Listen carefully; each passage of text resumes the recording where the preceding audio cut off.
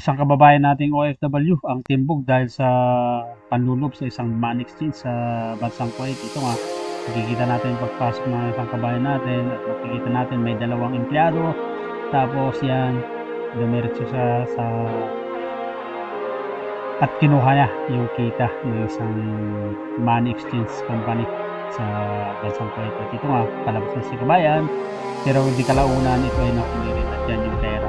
Natuntun ng autoridad sa bansang Kuwait yan, nilagay niya sa box kanyang sapatos. Tapos yung kanyang ginamit na BERIL na kanyang panlulog, ito nga tinapay sa basura at yan kinuha, natuntun din. So ang lakas ng loob ng itong kabayan natin dahil na tinatakot dahil nandito pa sa ibang bansa gumawa nito. Yan o, ito yung nakuha niya na di umano, ito ay nagkakahalaga ng 21,000 KD. So kung sa Pilipinas na ito ay aabot na ng more or less 4 million pesos. So ang lakas ng loob ng kabayan. So panoorin natin ulit at magbigay tayo ng comment reaction. Ito medyo tinakpan ko lang kasi mayroong yung pagpasok niya, meron siyang ginawa na hindi maganda. So ito, panoorin natin. Tapos i-explain ko na lang. So yan, pagpasok ng kabayan, yan, makikita natin.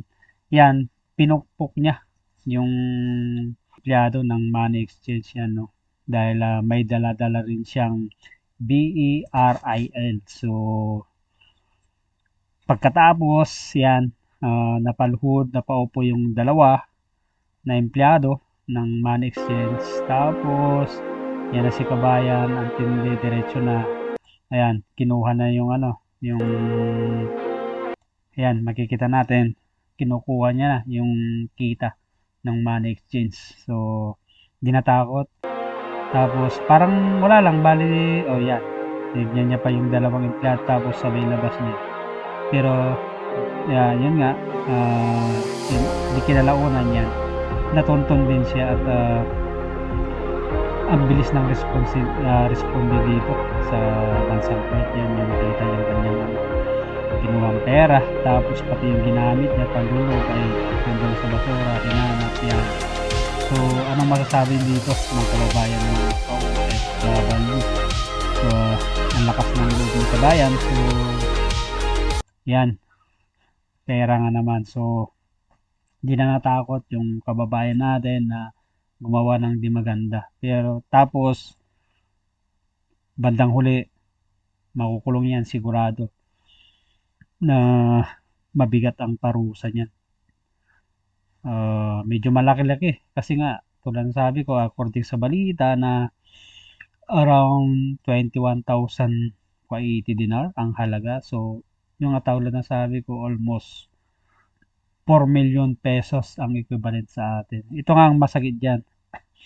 Nandito tayo sa ibang bansa, dayo, tapos ganyan pa niyang mga pinaggagawa.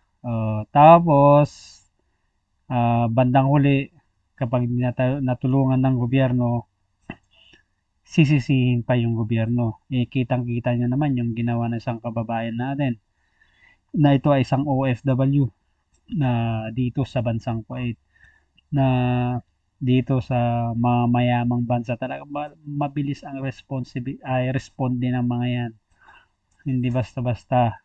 At di natin alam kung ano talagang problema ng kababayan natin, na sana ito ay maging isang aral sa mga kapwa nating OFW, mga kababayan natin na OFW sa mampanig ng mundo, na sana bago nyo gawin ang isang masamang bagay, pag-isipan nyo ng 1,000 beses bago kayo gumawa ng hindi ka nais-nais, katulad sa kababayan natin. So ngayon, himas siya na ngayon ng rehas. So tapos yun nga, kawawa yung pamilya niyan. Pero di natin alam sa likod kung ano talagang problema ni kabayan, dahil pero sigurado yan financially, di ba? Kasi nga nagawa niya yan, pumasok sa isang remittance center. Nakita naman natin yung kanyang pinagawa. Ang masakit pa dito ay yung pinukpok pa niya yung empleyado ng remittance sa money exchange. Yan ang masakit diyan, nanakit pa. So, anong masasabi niyo dito, mga kababayan, mga OFW? Yan o, si kabayan parang walang nangyari.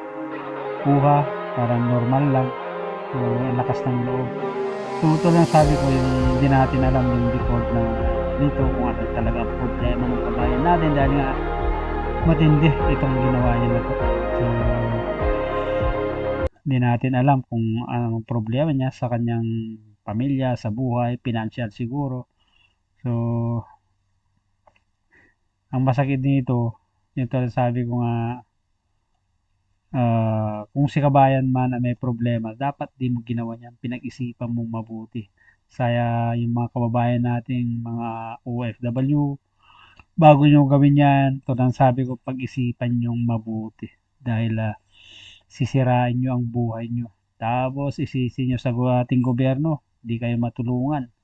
Dahil sa pinaggagawa nyo rin hindi maganda. Hindi ka nais-nais. Tapos sigurado, tingin din ng mga iba yan, baka mamaya isipin ng iba, pare-parehas ng Pilipino dahil nga dinadama nyo yung mga Pilipino na nagtratrabaho ng maayos. Tapos kayo mga ganyang trabaho, alam nyo naman na masama. Tapos yan pang pinaggagawa nyo. So sana mga kababayan ko, ito ay mag-isang aral sa mga kapwa nating OFW na sana bago kayo gumawa ng mga katarantaduhan, kalokohan ay ito na sabi ko, pag-isipan nyo ng maraming beses, hindi lang isa, 10, pag-isipan nyo ng 1,000 beses bago nyo gawin yan. Dahil kapag yan ay ginawa nyo, nahuli kayo, wala sa una ang pagsisisi. Laging nasa huli. Yung mga kamag-anak naman ng mga OFW na sa Pilipinas, kumustahin nyo naman yung mga kamag-anak nyo man sa buhay sa abroad. Baka mamaya yung dahil nga sa gipit, sa paghihirap, na pagtitiis ng isang OFW is gusto nilang maibigay yung mga gusto nyo, hinihingi nyo ay kahit masama na ay gagawin na ng isang OFW. So sana mga kababayan ko yung mga sa buhay, so sabi ko kumustahin nyo at magpasalamat kayo kung kayo ay padalhan man ng kanilang abot yung talagang kanilang sinesweldo. So paano? Again mga kababayan, sana ito ay again mag-isang aral sa mga kapwa nating OFW. At ako pala si Ronnie, kasalukuyang OFW dito sa bansang Kuwait. Pa-support naman channel ko, like, share, and subscribe at kita-kits sa masunod kong mga videos.